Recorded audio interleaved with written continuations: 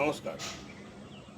Family care ছাদ বাগানে সমস্ত সবজির সঙ্গে সঙ্গে পেঁপে চাষটাও খুব ভালো রকম করে থাকি এবং অল্প দিনে পেঁপে গাছে প্রচুর পরিমাণে ফলন, প্রত্যেকটা ফুল স্থিফুল এবং পেঁপেতে পরিণত হচ্ছে।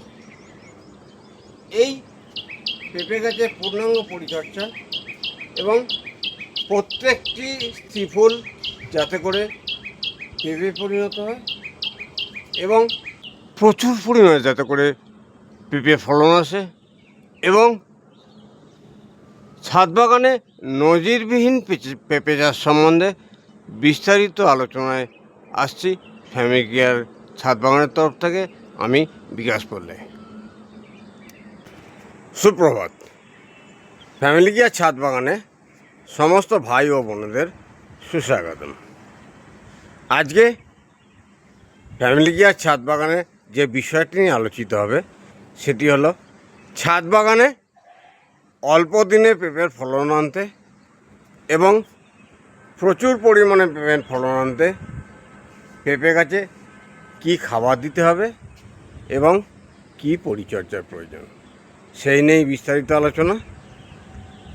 আজকের ছাদ বাগানে যে পেঁপে গাছ, যে পেঁপে চাষ আমি করেছি সেই পেঁপে গাছে মাত্র 4 মাসের মধ্যে ফলন এসে গেছে।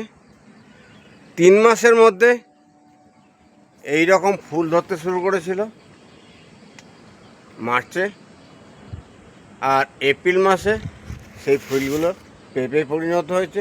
এবং সবচেয়ে বড় কথা, একদম প্রথম ফুলটা যেটা ফুটেছিল সেই ফুলটা পেঁপে পরিণত হয়েছে এবং প্রত্যেকটা গাঁটে প্রত্যেকটা ফুল পেঁপে পরিণত হচ্ছে। এখন বিষয় হলো যে এই যে প্রচুর পরিমাণে পেঁপের ফলন এবং অল্প দিনে পেঁপের ফলন এবং প্রচুর পেঁপের ফলন আনতে আমরা ছাদ বাগানে পেঁপে গাছের কীরকম পরিচর্যা করব সেই নিয়েই আজকের আলোচনা। সমস্ত ভাই বোনদের বলবো ভিডিওটি স্কিপ করবেন না, প্রতিটা মুহূর্ত আজকের গুরুত্বপূর্ণ হবে এবং সকলের কাছে রিকোয়েস্ট করব যারা এখনও ফ্যামিলি কেয়ার ছাদ বাগান চ্যানেলটি সাবস্ক্রাইব করেননি অবশ্যই সাবস্ক্রাইব করে রাখুন এবং সঙ্গে থাকুন। পেঁপে গাছ ছাড়াও সবজি চাষ সম্বন্ধে সমস্ত রকম তথ্য এবং খুঁটিনাটি আলোচনা আমি ফ্যামিলি কেয়ার ছাদ বাগান চ্যানেল থেকে দিয়ে থাকি। আজকের আলোচনা যেহেতু পেঁপে গাছ, সেই পেঁপে চাষ সম্বন্ধে আলোচনা করতে গিয়ে আজকে আমি যেটা দেখাবো যে আমি 4টি পেঁপে গাছ, এখানে 2টি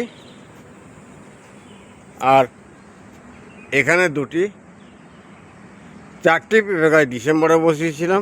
তার মধ্যে একটি পুরুষ গাছ হয়েছে আর 3টি পেঁপে গাছ স্ত্রী গাছ হয়েছে এবং প্রত্যেকটি স্ত্রী গাছে ফল এসে গেছে এবং প্রচুর পরিমাণে ফল এসছে এবং পেঁপে গাছের স্বাস্থ্য এবং চেহারা সত্যি জমিতে যেমন পেঁপে গাছের চেহারা হয় তার চেয়ে অনেক উন্নত। ছাদ বাগানে পেঁপে গাছ নাকি ভালো হয় না বা বহু সময় লাগে ফলন দিতে, আমি বলবো না বন্ধু, উপযুক্ত পরিচর্যা এবং উপযুক্ত খাবার যদি গাছে দেওয়া হয় মাত্র 4 মাসের মধ্যে পেঁপে গাছে ফলন আসতে শুরু করে এবং পর্যাপ্ত ফলন পেঁপে গাছ থেকে পাওয়া যায়। পেঁপে গাছের এই পর্যাপ্ত ফলন আনতে এবং প্রচুর পরিমাণে ফুল আনতে আমাদেরকে যেটা করতে হবে, পরিচর্যা সম্বন্ধে বলতে গিয়ে আমি প্রথমেই যেটা বলবো, পেঁপে গাছের গোড়াগুলো একটু দেখিয়ে দিই। পরিষ্কার পরিচ্ছন্ন এবং রসালো। প্রতিটি পেঁপে গাছের গোড়া পরিষ্কার, আগাছামুক্ত এবং রসালো। এই প্রচণ্ড গ্রীষ্মে প্রচণ্ড তাপপ্রবাহ পেঁপে গাছের গোড়া সম্পূর্ণ রসালো কিন্তু শুষ্ক, কোনো জল জমে নেই। প্রতিটি গোড়া, গাছের গোড়া আমি দেখিয়ে দিচ্ছি।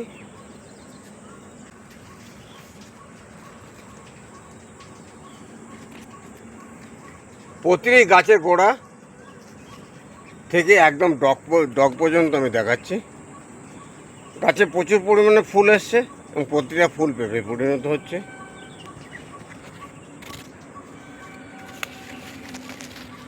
আমি ফ্যামিলি কেয়ার ছাদ বাগানে সবসময় মাল্টিপারপাস সবজি চাষ করে থাকি। পেঁপে বাগানে শুধুমাত্র পেঁপে চাষ নয়, পেঁপের সঙ্গে সঙ্গে সমস্ত রকম সবজি চাষ করা আছে। কিন্তু একটা জিনিস মাথায় রাখতে হবে যে পেঁপে গাছের খাবার পেঁপে গাছ খায়, বরবটির খাবার বরবটি খায়, ঝিঙে গাছের খাবার ঝিঙে গাছ খায়, ওল গাছের খাবার ওল গাছ খায়।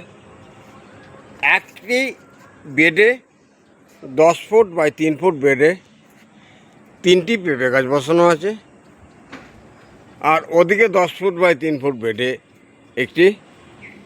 2টি পেঁপে গাছ বসানো আছে। এই বেডে দেয়া আছে বেগুন, দেয়া আছে কুমড়ো, দেয়া আছে ঝিঙে, দেয়া আছে করলা। প্রত্যেকটা সবজি এ ক্লাস ক্যাটাগরির। দেওয়া আছে বেগুন গাছে প্রচুর পরিমাণে বেগুনের ফল আসছে। দেওয়া আছে কচু, দেওয়া আছে ওল, জার্মিনেশন হচ্ছে, ওল গাছেরও জার্মিনেশন হচ্ছে। সবচেয়ে বড় কথা সেটা হলো যে বেডে পেঁপে গাছ বসানো আছে সেই বেডে শুধু পেঁপে গাছই বসানো আছে। তার উপরে যে সবজিগুলো দেয়া আছে, যেমন পাশে পলিগ্রো ব্যাগে দেওয়া আছে অপরাজিতা গাছ, দেয়া আছে বরবটি, দেয়া আছে ঝিঙে। তাহলে পলিব্যাগের খাবার পলিব্যাগের গাছ খায়। শুধুমাত্র বসানো আছে এই বেডের উপরে জায়গাটা কম করার জন্য। আর ওল গাছ, যাতে ওলের জার্মিনেশন আসছে, 3টি ওল গাছ দেওয়া আছে, 3টি জার্মিনেশন হচ্ছে। এখানেও 3টি বস্তায় বসানো আছে। এই 10 ফুট বাই 3 ফুট বেডটাতে শুধুমাত্র 3টে পেঁপে গাছই আছে। একটি পুরুষ পেঁপে গাছ ওটা রেখে দেওয়া হয়েছে, কারণ স্ত্রী পেঁপে গাছের সঙ্গে পুরুষ পেঁপে গাছ থাকলে তাহলে আমরা প্রচুর পরিমাণে ফল পাব। এবার আমরা আসছি খাবার সম্বন্ধে, যেটা সবচেয়ে গুরুত্বপূর্ণ বিষয়। কি খাবার এদের দেওয়া হয়? মাত্র 4 মাসের মধ্যে এই চেহারা এবং এই রকম পেঁপের ফলন। এটি 8 মাসের গাছ, 2বার পেঁপে ফলে গেছে, গোড়া থেকে পেঁপে খাওয়া হয়ে গেছে, ডগে আবার পুনরায় পেঁপে হচ্ছে। এই গুরুত্বপূর্ণ বিষয়টি খুব মাথায় রাখতে হবে যে আমরা কি খাবার পেঁপে গাছকে দিই। কিচ্ছু নয়, কোনো খরচ খরচার ব্যাপার নেই, ফ্রি অফ কস্ট খাবার তৈরি করছে। একটু দেখে নেওয়া হোক আমরা কি খাবার পেঁপে গাছে দিই। এখানে ড্রামের মধ্যে বিভিন্ন সবজি খোলা, কলা খোলা, তরমুজ খোলা, ডিমের খোলা, শাকসবজির পাতা বা গাছের পাতা সব কিছু দেওয়া হচ্ছে। যেগুলো পচে ড্রামের নিচের অংশে লিকুইডটা পড়ে যাচ্ছে, ওই লিকুইডটা দেওয়া হয়।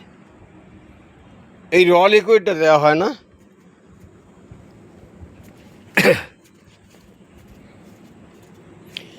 আমরা 20 লিটার জলে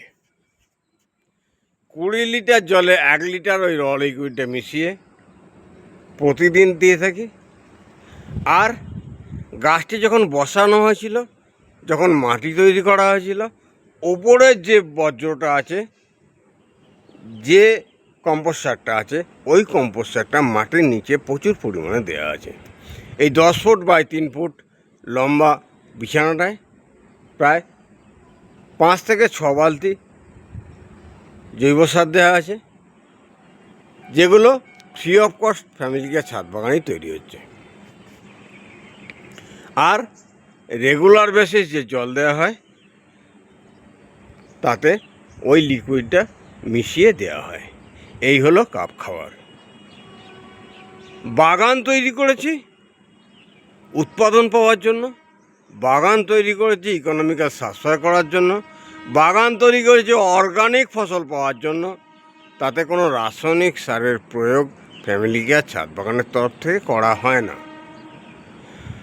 কিন্তু এই গাছে খাবার তো দিতে হবে, ন্যাচারাল খাবার, প্রাকৃতিক খাবার, প্রাকৃতিক পরিস্থিতির সঙ্গে মিশিয়ে খাপ খাইয়ে গাছ তৈরি করা হয় এবং প্রত্যেকটা গাছে প্রচুর পরিমাণে ফলন। গাছের প্রথম অবস্থায় প্রতিটি ফুল পেঁপেতে পরিণত হচ্ছে এবং 8 মাসের পুরনো গাছেও এখনও গ্রীষ্মকালের প্রতিটি ফুল পেঁপে পরিণত হচ্ছে। কারণ একটাই, এই প্রচণ্ড তাপপ্রবাহে বেডের মাটি রসালো শুধুমাত্র পেঁপে গাছ নয়। দেখুন সমস্ত সবজি গাছের মাটি রসালো। যদি রসালো থাকে, জল না জমে, মাথায় রাখতে হবে জল না জমে। জল জমলে কিন্তু শিকড় পচে যাবে, গাছ নষ্ট হয়ে যাবে। কোনো রকম বেডের মধ্যে জল না জমে। ছাদ বাগানে তো জল নিষ্কাশন পদ্ধতি সবারই করা থাকে, অতএব জল জমার কোনো তো সমস্যাই নেই। তাই আমি বলি কি, জমিতে যেরকম পেঁপে চাষ করা যায় ছাদের বাগানেও সেরকম সলিড পেঁপে গাছ তৈরি করা যায়, কোনো রকম সমস্যা নেই। এবার আমি আসি, যে অনেক বন্ধু হয়তো বলবেন যে এত মাটি দেওয়া আছে, এত গাছ বসানো আছে, এত জল দেওয়া হয়, ছাদটা তো নষ্ট হয়ে যেতে পারে। না বন্ধু, ছাদ নষ্ট হতে পারে না। কারণ বেডটা যখন তৈরি করা হয়েছে ছাদ থেকে প্রায় 7 থেকে 8 ইঞ্চি উচ্চতায় ফাঁকা রাখা আছে। যতটা জল পড়ে ততটাই কিন্তু বেরিয়ে যায়। প্রত্যেকটি বেড তৈরি করা আছে 7 থেকে 8 ইঞ্চি উচ্চতায়। এখানে বস্তায় আদা চাষ করা হয়েছে, সেটা উঁচু করা আছে ইট দিয়ে। প্রত্যেকটা বেডের প্রত্যেকটা গাছকে আমরা সম্পূর্ণভাবে উচ্চতায় রেখেছি, যাতে করে কোনোভাবে নষ্ট না হয়ে যায়। আজকের সাবজেক্ট ছিল পেঁপে গাছ এবং পেঁপে গাছকে কী খাবার পরিবেশন করা হবে। এবার আমি আসব কীটনাশক সম্বন্ধে। পেঁপে গাছে 2টি রোগ মাঝে মধ্যেই হয়ে থাকে। একটি উড়ো পোকা পেঁপে গাছের পাতা ফুটো করে, তাই মাঝে মধ্যে আমাদের গাছের পাতায়, কোনো পেঁপের মধ্যে নয়, কোনো ফুলে নয়, গাছের পাতায় একটু স্প্রে করতে হয়। সেটি হলো, এখনও পর্যন্ত নতুন গাছে কোনো রকম স্প্রে আমি দিইনি। এই পেঁপে গাছটায় 2বার স্প্রে করেছিলাম। একবার পাতা ফুটো হচ্ছিল, আর একবার সাদা জেবো পোকা পাতাগুলো ধরেছিল, 2বার স্প্রে দিয়েছিলাম। কোনো বিশেষ স্প্রের প্রয়োজন নেই।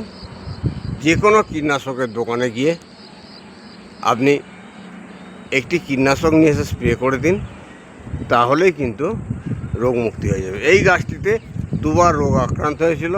একবার সাদা জেবো পোকা, পুরো পেঁপে গাছের পাতাগুলো সাদা হয়ে গিয়েছিলো, মরণাপন্ন হয়ে গিয়েছিলো। ওই স্প্রেটা করতেই সব জেবো নষ্ট হয়ে গেছে, আবার পুনরায় পূর্ব অবস্থায় ফিরে এসেছে। নতুন গাছগুলো যেগুলো ডিসেম্বরে বসানো হয়েছিল, এই গাছে এখনও পর্যন্ত কোনো স্প্রে করতে হয়নি, এখনও পর্যন্ত কোনো পোকা এই গাছের মধ্যে লাগেনি, তাই এতে কোনো স্প্রে করা হয়নি। এইমাত্র ফুল এসছে, যেগুলো পেঁপেতে প্রত্যেকটা ফুল পেঁপে পরিণত হচ্ছে এবং প্রচুর পরিমাণে পেঁপের ফলন আসছে, যেটি পরিষ্কার দেখেই বোঝা যাচ্ছে। তাহলে আজকে আমরা পেঁপে গাছে কী খাবার দেব, কিভাবে পেঁপে গাছ বসাবো, কিভাবে পরিচর্যা করব রেগুলার, সমস্ত কিছুটাই আজকের ভিডিওতে আলোচনা করলাম। তাই প্রত্যেকটা ভাই এবং বন্ধুদের বলবো, যারা এখনও পর্যন্ত ফ্যামিলি কেয়ার ছাদ বাগান চ্যানেলটি সাবস্ক্রাইব করেননি, অবশ্যই সাবস্ক্রাইব করে রাখুন। বিভিন্ন সবজি সম্বন্ধে বিভিন্ন রকম তথ্য ফ্যামিলি কেয়ার ছাদ বাগান থেকে সর্বদা দেওয়া হয়ে থাকে। তাই যদি আমরা মনে করি যে ছাদে একটি পূর্ণাঙ্গ বাগান, সমস্ত রকমের সবজি গাছ আমরা চাষ করব এবং প্রত্যেকটা সবজি প্রচুর উৎপাদন নিয়ে আসব, অবশ্যই ফ্যামিলি কেয়ার ছাদ বাগানের সাথে যুক্ত থাকব। এবং একটা কথা বলবো যে যদি নবাগত ভাই বোনদের উদ্দেশ্যে বিশেষ করে বলবো যে যদি কোনো কিছু জানার থাকে কমেন্টে জানান, আমি অবশ্যই রিপ্লাই দেবো এবং প্রত্যেকটা টিপস নিয়ে নিজের ছাদ বাগানকে আপনি পরিপূর্ণ করে তুলতে পারবেন। আর একটি রিকোয়েস্ট করব যে ভালো লাগলে অবশ্যই শেয়ার করুন বন্ধুদের মধ্যে, কারণ আমি চাই প্রতিটি ছাদে এই রকম সবুজ বাগান হোক। ছাদের বাগান মানে শুধুমাত্র উর্বর সবজি এবং উর্বর পেঁপে বা উর্বর ফলন পাওয়ার উদ্দেশ্য নয়। উদ্দেশ্য প্রচুর পরিমাণে অক্সিজেনের ব্যালেন্স সরবরাহ থাকবে, প্রাকৃতিক অক্সিজেন, যেটা আজকের দিনে খুব সমস্যা। একটি গাছ একটি প্রাণ, এই কথা মাথায় রেখে এবং প্রত্যেকটা ভাই বোন আমরা যাতে করে প্রত্যেকের ছাদে একটি করে বাগান করতে পারি এবং সামাজিক অক্সিজেনের ব্যালেন্স পূরণ করতে পারি, এই আশা রেখে প্রত্যেককে আমি বলবো যে অবশ্যই প্রচুর পরিমাণে শেয়ার করুন এই রকম সবজি বাগান করার জন্য। যাক, আজকের ভিডিও আর বিশেষ দীর্ঘায়িত করব না। সমস্ত ভাই বোনদের নমস্কার জানিয়ে এবং ঈশ্বরের কাছে প্রত্যেকের জন্য সুস্থতা কামনা করে আজকের ভিডিও আমি শেষ করব। তাই আবারও একবার রিকোয়েস্ট, সাবস্ক্রাইব, লাইক এবং কমেন্ট। যাক, আজকে ঈশ্বরের কাছে প্রার্থনা করে প্রত্যেকের সুস্থতা কামনা করে আজকের ভিডিও এখানেই সমাপ্ত করলাম। নমস্কার।